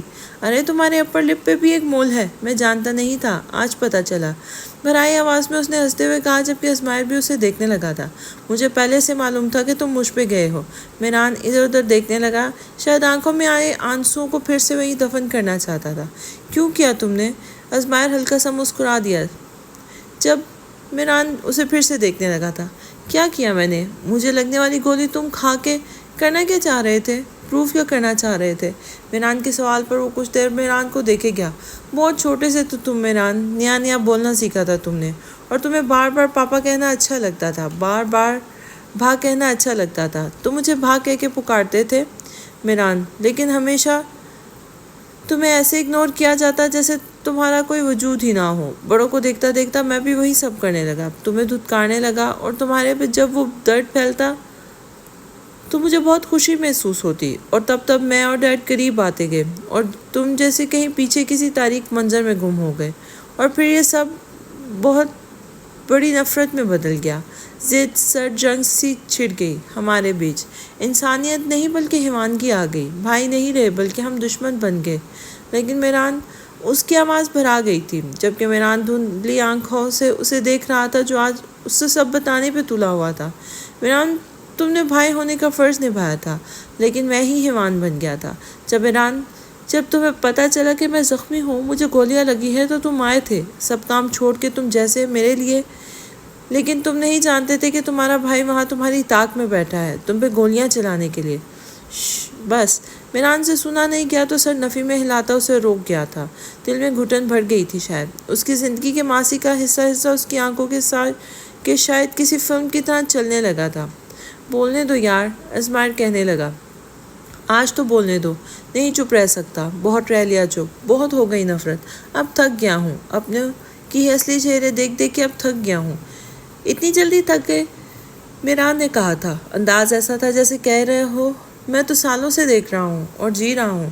ازمائر نے لب کاٹے تھے۔ تم شاید مضبوط ہو، لیکن اب مجھے احساس ہوتا ہے کہ سارے غلطی بڑوں پہ نہیں ڈالی جا سکتی، انہیں ہی قصوروار نہیں ٹھہرایا جا سکتا۔ ہماری تعلیم کہاں چلی گئی تھی؟ جب ہم اپنے ہی بھائی کے دشمن بننے لگے تھے، تب کہاں چلی گئی تھی عقل و شعور؟ میں بڑا تھا، مجھے تمہیں گلے لگانا چاہیے تھا، تمہارا ہاتھ تھام لینا چاہیے تھا، تو شاید آج میں تمہارا بھائی ہی ہوتا، ہے نا میران؟ ازمائر کہتے کہتے رو پڑا تھا۔ ازمائر بھی رونے لگا تھا۔ اسے وہ معصوم چھوٹا بچہ یاد آ رہا تھا جو محبت کے پیچھے بھاگتا بھاگتا اتنا زخمی ہو چکا تھا کہ وہ زخم اس کی روح کو اپنا اسیر کر چکے تھے۔ وہ مکمل گھائل ہو چکا تھا۔ لیکن قسم سے یار، مجھے بالکل نہیں پتا تھا کہ ڈیڈ تمہیں ایک بزنس ڈیل کے بدلے وہ چپ کر گیا تھا۔ میران لب بھیج گیا تھا، اور جب معلوم ہوا تب رشتوں سے یقین اٹھ گیا۔ بہت سوچا، اکیلے بیٹھ کے بہت سوچا تمہارے بارے میں، اور ہر بار میران، ہر بار قصوروار میں ہی نکلا۔ میں کتنا برا بھائی ہوں یار، میں کس قدر گھٹیا ہوں، میں کس قدر گر گیا۔ میران نے اس کے ہونٹوں پر اپنا ہاتھ رکھ کے اسے خاموش کروایا تھا۔ چپ، بس چپ۔ ازمائر رونے لگا، اپنے ہونٹوں پہ رکھ کے میران کے ہاتھوں کو ہاتھوں سے تھام کے وہ اس کے ہاتھ کی ہتھیلی دیکھنے لگا۔ بہت چھوٹا سا ہاتھ تھا، کتنا بڑا ہو گیا ہے اب یہ ہاتھ۔ اس نے میران کے ہاتھ کی ہتھیلی پہ بوسہ دیا تھا۔ مجھے معاف کر دو میران، میرے ہر گناہ کے لیے مجھے بس ایک بار معاف۔ وہ روتے ہوئے کہہ رہا تھا، اور میران سے رہا نہ گیا تو آگے بڑھ کے وہ ازمائر کے گلے لگ گیا تھا۔ بہت دیر تک ایک دوسرے کے گلے لگے روتے رہے، ایک دوسرے میں بھائی کی خوشبو کو محسوس کرنے لگے کہ ازمائر اپنی پیٹھ پہ لگے زخموں کے درد کو بھی بھول گیا تھا۔ کتنا خوبصورت تھا یہ لمحہ کہ اندر آتے دشاب ملک کی آنکھیں بھی بھیگ گئی تھی، اور وہ الٹے قدموں باہر چلے گئے تھے۔ ان کے دونوں بیٹے ایک دوسرے کے گلے لگے رو رہے تھے، اپنے گلے شکوے مٹا رہے تھے، اور ایک باپ اس سرد کوریڈور میں دیوار سے ٹیک لگائے کھڑا اپنے کیے ہوئے گناہوں کے بوجھ تلے دبا اپنے بھاری ہوتے دل کو تھام گیا تھا۔ ان کے گناہ ناقابل معافی تھے، لیکن وہ دونوں بھائی اپنے گلے شکوے ختم کر کے ایک دوسرے کے گلے لگے تھے۔ ابھی مجھ میں کہیں باقی تھوڑی سی ہے زندگی، جاگی دھڑکن نہیں، جانا زندہ ہوں میں تو ابھی۔ کچھ ایسی لگن اس لمحے میں ہے، یہ لمحہ کہاں تھا میرا، اب ہے سامنے، اسے چھو لوں ذرا، مر جاؤں یا جی لوں ذرا۔ تم کیوں آ گئی مائزہ؟ ازمائر سے ملے ہی نہیں؟ بنا ہی سماہر کے سوال پر وہ خاموش ہی رہی، اور اپنے کمرے کی کھڑکی کے پاس بیٹھ کے درخت پہ شور مچاتے پرندوں کو دیکھنے لگی۔ مائزہ میری بہن؟ سماہر بھی اس کے سامنے ہی بیٹھ گئی تھی جب مائزہ بھیگی آنکھوں سے اسے دیکھنے لگی تھی۔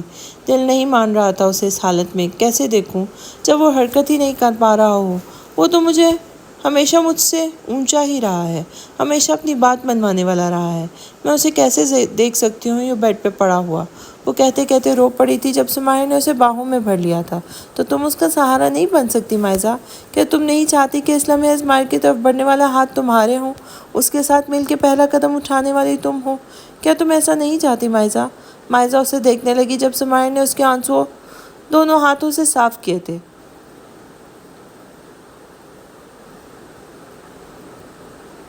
محبت کرتی ہو اس سے مائزہ؟ سب کے خلاف جا کے اسے نکاح کیا تم نے، ماں بن رہی ہو تم۔ کتنا خوبصورت اعزاز ہے یہ مائزہ، تم ماں بن رہی ہو اور ان لمحوں میں تمہارا ہر ایکشن کا اثر اس ننھے وجود پہ پڑے گا۔ کیا تم یہ چاہتی ہو کہ جب وہ بڑا ہو کے اس دنیا میں آئے تو اس کے ذہن میں اپنے باپ کی کوئی تصویر نہ ہو، وہ اپنے بابا کے خوشبو تک کو نہ پہچان سکے، اس میں بابا کے لیے کوئی احساس نہ ہو کیونکہ اس کی ماما ایسا نہیں چاہتی؟ کیوں مائزہ؟ ہم سب غلطیاں کرتے ہیں اور ہمارے سے غلطیاں ہوئی ہیں، ہمارے بڑوں سے غلطیاں ہوئی ہیں، لیکن کیا یہ نہیں ہو سکتا کہ ہم ان سب غلطیوں سے سبق حاصل کریں اور خود کو وہ غلطیاں نہ کرنے دیں؟ بابا، دشاب، چچا، عارفین چچی اور ماما، ہم سب کی زندگیاں ہمارے سامنے ہیں مائزہ۔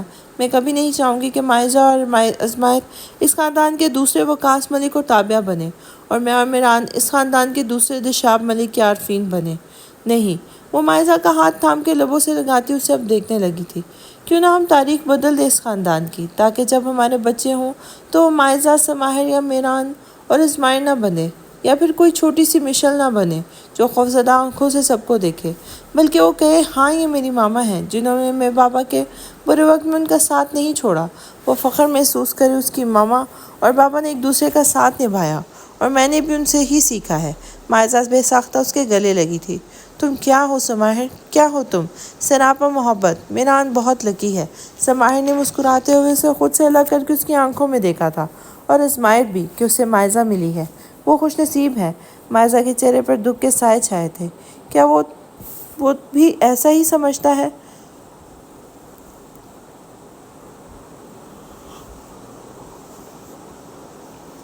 تم نے پوچھا اس سے؟ سماحر کے سوال پہ اس کی آنکھوں میں اداسیوں کا موسم ٹھہر گیا تھا۔ اس نے کہا تھا کہ میں بدلا ہوں، اور پھر اس نے دوستی کا ہاتھ بھی تو بڑھایا تھا۔ آگے بڑھ کے تھام لو وہ ہاتھ، اور پھر جتنے گلے شکوے کرنے ہیں اس کے کندھے پہ سر رکھ کے کر لو، وہ سن لے گا اور تمہیں باہوں میں بھر کے تمہیں سارے زخم بھر دے گا۔ سماحر نے نرمی سے کہا تھا۔ اگر اس نے کندھا ہی پیچھے کر لیا تو؟ مائزہ کے خدشے۔ اتنا تو تم جان چکی ہو اب اسے کہ وہ ایسا نہیں کرے گا کچھ۔ سماحر کے جواب پر اس نے نظریں پھیر کے پھر سے پرندوں کے جھنڈ کو دیکھا تھا۔ سماحر بھی باہر دیکھنے لگی تھی۔ اس حساس رسیدہ سرد شام کے ڈھلتے ہی تم اس کے لیے رات کی چاندنی بن کے جاؤ گی اس کے پاس، اور اپنی محبت سے اس کے سرد پڑتے وجود کو حرارت پہنچاؤ گی۔ مائزہ اسے دیکھنے لگی جبکہ سماحر مسکراتی آنکھوں میں یقین لیے اپنی بہن کو دیکھ رہی تھی۔ وہ ڈھارس تھی مائزہ کی کہ خزاں رسیدہ دل کے لیے، لیکن وہ مائزہ کو سکھا رہی تھی کہ وہ خود اپنے قدموں سے چل کے حسین بہار کو اپنے وجود کا حصہ بنائے، جو مشکل تھا لیکن ناممکن نہیں تھا۔ جب وہ کمرے میں آئی تو نیم تاریک کمرے میں وہ شخص آنکھیں موندے لیٹا ہوا تھا، شاید سو رہا تھا۔ اپنی مدھم پڑتی تو کبھی ابھرتی سانسوں کو ہموار کرنے کی کوشش کرتی وہ آگے آئی تھی۔ اس کمرے میں موجود کھڑکی سے ہلکی ہلکی روشنی اندر آ رہی تھی۔ دیوار پر لگی گھڑی رات کے 10 بجا رہی تھی۔ پورے کمرے میں گہری نظر ڈال کے اب وہ بیڈ کے قریب آ کے کھڑی ہوئی تھی، اور ہر خوف، ہر درد، ہر دکھ کو پس پش ڈال کے وہ نرم نگاہوں سے اس شخص کے وجود کو دیکھنے لگی تو اسے یہی محسوس ہونے لگا کہ اس کا پورا وجود محبت سے بھر گیا ہے۔ ناراضگی کے بادل چھٹے تو وہ شخص نمایاں ہونے لگا، اس سے محبت اجاگر ہونے لگی۔ آہستگی سے اس نے اپنے ہاتھ اپنے پیٹ پہ رکھا تھا، اور محسوس ہوا تھا جیسے سکون اس کے وجود کو اپنا اسیر کر رہا ہے۔ وہ ننھا وجود شکر گزار ہے اپنی ماں کا۔ آنکھوں سے ایک آنسو پھسل کر گال پہ آیا تھا۔ ہاتھ بڑھا کے اس نے عظمائر کے ماتھے پر بکھرے بال سمیٹنے چاہے، لیکن وہ رک گئی۔ لب کاٹتی وہ عظمائر کی بند آنکھوں کو دیکھتے گئی اور پھر آہستگی سے ہاتھ پیچھے کر لیا۔ میں 2 دن سے منتظر رہا ہوں، اور اب آ گئی ہو تو اجنبی بن کے مل رہی ہو؟ عظمائر کی بوجھل آواز پہ وہ گھبرا گئی تھی۔ دل پہ ہاتھ رکھ کے وہ حیران نظروں سے اسے دیکھنے لگی، جو آنکھیں کھولے اسے ہی دیکھ رہا تھا۔ تھوڑا سا تو حق رکھتا ہوں گا شاید میں تم پہ، کچھ اور نہ سہی، وہ دوستی ہی سہی جو ہم میں پھر سے قائم ہوئی تھی۔ وہ نظریں جھکا کے لب کو کاٹنے لگی جبکہ عظمائر نے اپنا ہاتھ اس کی طرف بڑھایا تھا۔ مائزہ نظر اٹھا کے پھر سے اسے دیکھنے لگی اور اپنا کانپتا ہاتھ اس کے ہاتھ پہ رکھا تھا، جس سے عظمائر نے نرمی سے اپنے ہاتھ کی مٹھی میں دبایا تھا۔ یہاں بیٹھو۔ اس کے کہنے پر مائزہ اس کے قریب بیڈ پہ بیٹھ گئی تھی۔ عظمائر اس کا ہاتھ نرمی سے چھوڑ کے ہاتھ بڑھا کے اس کے گال جلانے لگا تھا، جبکہ مائزہ کی آنکھ سے آنسو پھسل کے عظمائر کے ہاتھ کی پشت پہ جذب ہوا تھا۔ پلیز مائزہ مت رو، تمہارے رونے کے ان آنسوؤں کا سبب میں بنا ہوں، لیکن میں ٹھیک کر دینا چاہتا ہوں سب۔ پلیز، یہ آنسو مجھے تکلیف دیتے ہیں۔ میں اپنے لیے نہیں رو رہی ازمائر، میں تمہارے لیے رو رہی ہوں۔ اتنی ظالم نہیں ہوں میں، محبت کرتی ہوں تم سے، جانتے تو ہو تم، مائزہ نے بھرائی آواز میں کہا تھا۔ جانتا ہوں، اسی دن جان گیا تھا جب میرے ساتھ کورٹ تک گئی تھی تم مجھ سے نکاح کرنے، ازمائر آہستگی سے کہتا انگوٹھے سے اس کے لب سے ہلانے لگا۔ کس قدر سکون بخش تھا اس کا ہر لمس، مائزہ سوچے گئی تھی۔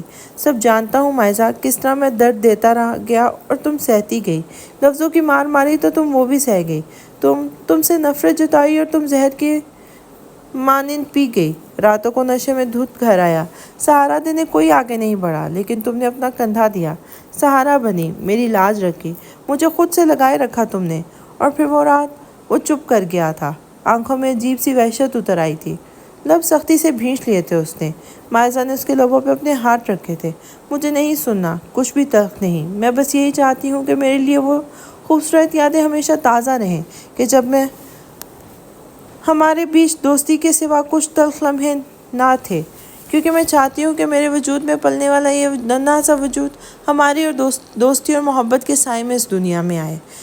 ازمائر نے اپنے کانپتے ہاتھ بڑھا کر مائزہ کے پیٹ پہ رکھے تھے، آنسو آنکھوں کے کنارے بھگو گئے تھے۔ کتنا برا باپ ہوں میں بھی۔ مائزہ نے اسے کچھ بھی کہنے سے روکا تھا، محبت بھری نگاہوں سے ازمائر کے چہرے کو دیکھتی رہی، ہاتھ کی ہتھیلی سے اس کی آنکھوں کے کنارے صاف کرنے لگی۔ ناراض ہو جائے گا وہ یہ سب سن کے۔ کون؟ ازمائر ناسمجھی سے اسے دیکھنے لگا، جبکہ مائزہ نے پھر اس کا ہاتھ پیٹ پہ رکھا تھا۔ یہ نفرت تو کرتی اب بھی تم مائزہ؟ ازمائر اسے نظر بھر کے دیکھتا پوچھ رہا تھا۔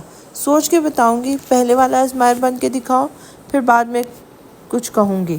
مائزہ لب چباتی کہتی ابروج کا گئی تھی، جبکہ ازمائر نے زیر لب مسکرا دیا تھا۔ قریب آؤ۔ بالکل بھی نہیں، مائزہ سر نفی میں ہلاتی اسے مزید دور ہو گئی تھی۔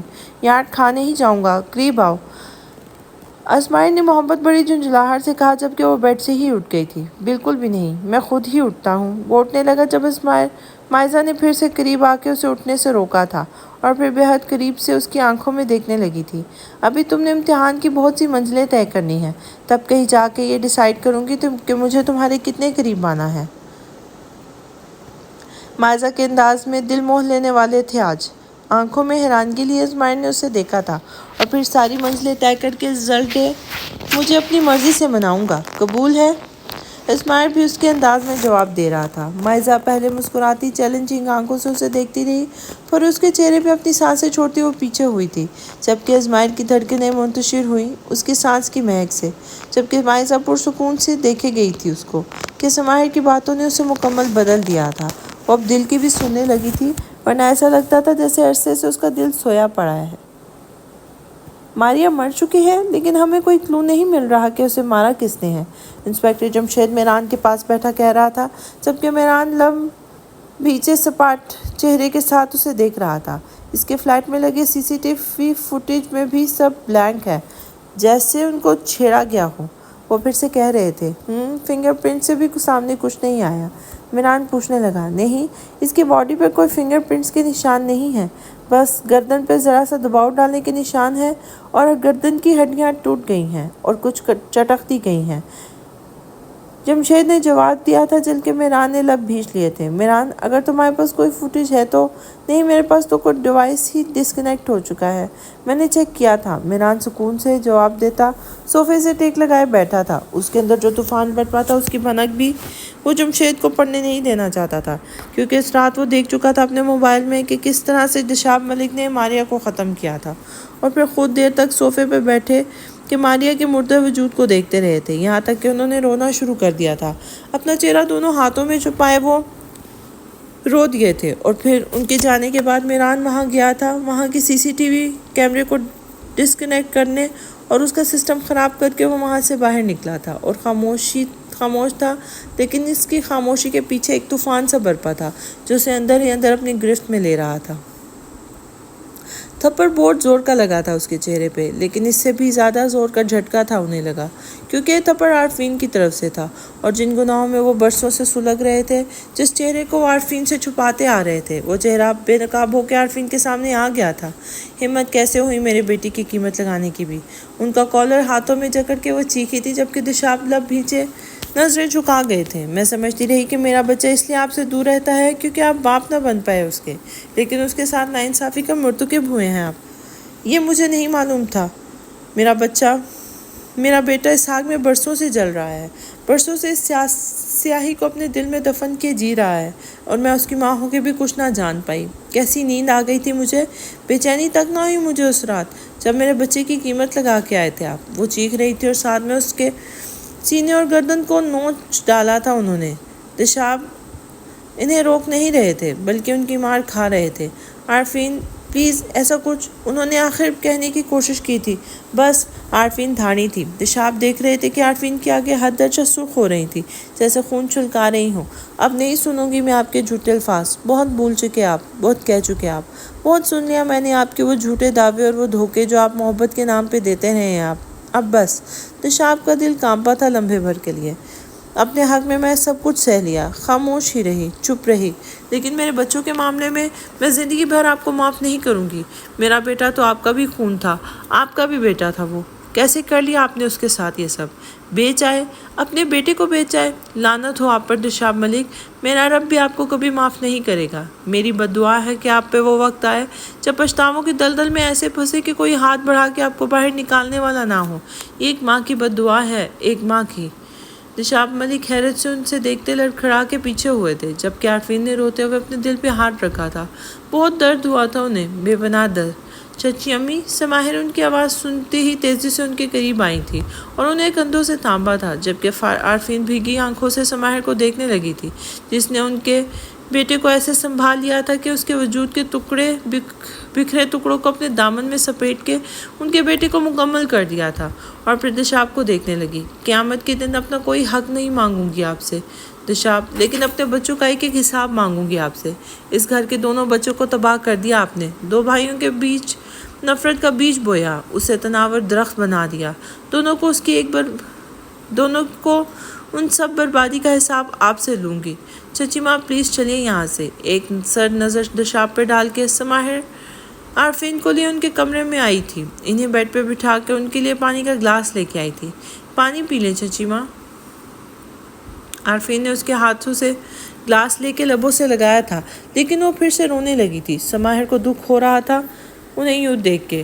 پلیز مت روئیں چچی جان۔ گلاس ان کے ہاتھوں سے لے کے سائڈ پہ رکھ کے سماہر نے انہیں گلے سے لگایا تھا، جبکہ کندھا ملتے ہی برسوں کا غبار جیسے خود ہی نگلنے لگا تھا۔ آنسوؤں کی صورت وہ سماہر نے انہیں روکنے نہیں دیا تھا کہ برسوں سے جو دکھ دل پہ لیے اب تک جی رہی تھی صرف اپنے بچوں کی خاطر، اب ان دکھوں میں طوفان سا آیا تھا اور اس طوفان کو بہنا ہی چاہیے تھا، اور سماہر ان کا کندھا بن گئی تھی، ان کے لیے غمگسار بن گئی تھی۔ عارفین اسے دیکھنے لگی تھی۔ میرا بچہ بہت خوش قسمت ہے کہ تم اس کی ہم سفر ہو۔ میرے بچے کے بکھرے وجود کو تم نے سمیٹا ہے سماہر، اسے مزید بکھرنے سے بچا لیا تم نے۔ بہت نیک ہو تم، بچی ہو تم سماہر، میرے بچے کو بچا لیا، میں نہ بچا پائی۔ سماہر نے ان کے دونوں ہاتھوں کو تھام کے ان پہ بوسہ دیا تھا اور پھر ان کی بھیگی آنکھوں میں دیکھنے لگی تھی۔ آپ میرے لیے ہمیشہ محترم رہی ہیں چچی ماں، میں نے ہمیشہ آپ کو کاپی کرنے کی کوشش کی ہے، آپ جیسا بننے کی کوشش کی ہے، لیکن میں آپ کو دیکھتی تھی، آپ کی محبت بھری شخصیت کو دیکھتی تھی تو مجھے لگتا تھا کہ کس مٹی کی بنی ہیں آپ چچی ماں۔ اتنی محبت، ادھر اس قدر صبر ان میں کہاں سے آیا اور کیسے آیا؟ آپ بہت اچھی ماں ہیں، بہت اچھی بیوی اور بہت اچھی ساس ہیں، اور اس سے بڑھ کے ایک مضبوط عورت ہے، بار کردار مضبوط، ہمت والی عورت۔ میں مضبوط ہوتی تو میں اس حال میں نہ ہوتی۔ میں نے اپنا حق میں ہر ناانصافی کو سہا، اپنے بٹے ہوئے شوہر کو، میرا شوہر بٹ گیا اور دوسری عورت کا ہو کے رہ گیا، میں انہیں بچہ نہ دے پائی تو بزرگوں نے فیصلہ کیا کہ دوسری شادی ہر مسئلے کا حل ہے، دوسری عورت بچہ دے گی ہمیں۔ لیکن میں سوچتی ہوں کہ اگر مرد نہ چاہے تو کبھی کوئی دوسری عورت نہیں آتی، وہ اپنی عورت کے لیے سٹینڈ لے تو کبھی دوسری عورت نہیں آتی۔ مرد کو خود دوسری عورت کی چاہ ہو تو پہلی عورت روئے گی، بس وہ اپنے مرد کو نہیں روک سکتی کبھی۔ لیکن میں نے ہمیشہ خود سے سوال کیا کہ میں کیا، میری خواہش کیا، میرے سپنے کیا؟ میرے آنسوؤں کا گولا بن گیا تھا گلے میں، تبھی وہ رکی تھی جبکہ سماہر بھیگی آنکھوں سے ان کے درد سن رہی تھی۔ میرا تو سب کچھ لٹ گیا تھا نا، میرا شوہر بٹ گیا۔ وہ میرے پاس آتا تو مجھے لگتا ہے جیسے میں اپنے شوہر کے باہوں میں نہیں ہوں، بلکہ مجھے میری نیلامی لگ چکی ہے، مجھے نیلام کیا جا رہا ہے، اور میں اتنے سال نیلام ہی ہوتی رہی، لیکن پھر بھی میں خاموش رہی، چپ رہی۔ میران اور میرا بائی میری زندگی میں، اور میں ان کے ساتھ مصروف ہوئی، اور دشاب کو میں نے دیکھا بہت آہستہ روی سے، لیکن وہ مجھ سے دور ہوتے گئے، اس قدر دور کہ اپنے ہی بچے انہیں پرائے لگنے لگے تھے۔ میرے بچوں نے اپنے سگے باپ کی محبت میں نہیں دیکھی۔ سماہر کتنے بدقسمت بچے تھے میرے، اپنے سگے باپ کی محبت کے لیے ترستے رہے۔ مجھے ازمائر سے کوئی شکایت نہیں ہے، وہ صرف میرا بچہ ہے، میں اسے میران سے کم نہیں سمجھا۔ لیکن دشاب نے دونوں بھائیوں کو ایک دوسرے سے نفرت کرنا سکھایا۔ لیکن میں کب جانتی تھی کہ میرے بچوں کا سگا باپ ان کی قیمت لگا چکا ہے، بیچ آیا ہے میرے بچے کو۔ میں کیوں نہ سمجھ پائی، میں کیوں نہ محسوس کر پائی اپنے بیٹے کے درد کو۔